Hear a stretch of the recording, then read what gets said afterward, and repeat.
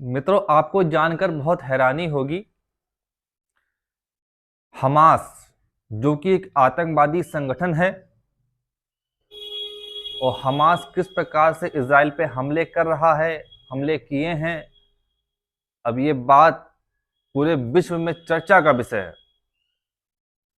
पिछले 10 वर्षों से इजराइल भारत से कई बार ये रिक्वेस्ट कर चुका है कि आप हमास को आतंकवादी संगठन घोषित करें।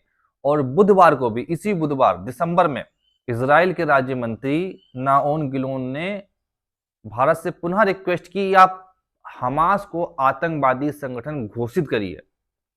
पर मुस्लिम तस्तीकरण के कारण मोदी सरकार हमास जैसे खूंखार आतंकवादी संगठन को भी आतंकवादी संगठन घोषित करने को तैयार नहीं है, और भर भर के गाजा पट्टी में हमास को सहायता भेज रही है, मानवीय सहायता के नाम पर।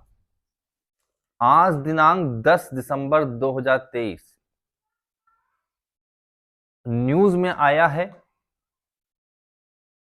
महाराष्ट्र और कर्नाटक के कई ग्रामीण क्षेत्रों में आईएस का एक सबसे बड़ा नेटवर्क जो भारत में संचालित हो रहा था पकड़ा गया है। और इन लोगों ने अपने अपने क्षेत्रों को इस्लामिक क्षेत्र घोषित कर दिया, और वहां पे आईएस के खलीफा के समर्थन में मुस्लिम युवाओं को शपथ दिलवाई जाती थी। जब ये पकड़ा गया है, जब ये संगठन पकड़ा गया है, तो इनके पास बड़ी पैमाने पे असलहा बरामद हुए हैं, इस्लामिक लिटरेचर बरामद हुआ है, और कई सारे ऐसे प्रमाण बरामद हुए हैं जो इनको आईएस का आतंकी और आतंकियों का समर्थक साबित करने के लिए पर्याप्त है। और ये भी पता लगा है कि इनका उद्देश्य भारत में युद्ध की तैयारी था, भारत में रह करके भारतीयों के खिलाफ युद्ध की तैयारी था, और भारत को एक इस्लामिक राष्ट्र बनाने की तैयारी में ये संगठन, ये लोग लगे हुए थे। राष्ट्र धारक दल इस तरह के प्रयोजनों की भरसक निंदा करता है, और सरकार के लचर रवैये की भी निंदा करता है कि वो किस प्रकार से मुस्लिम तस्तीकरण के लिए भारत के हितों से समझौता करती ही जा रही है।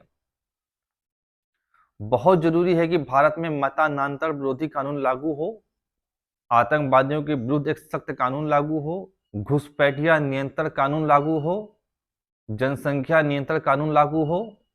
इन सभी कार्यों के लिए राष्ट्रीय धारक दल संघर्ष कर रहा है, और आप सबके सहयोग की अपेक्षा है।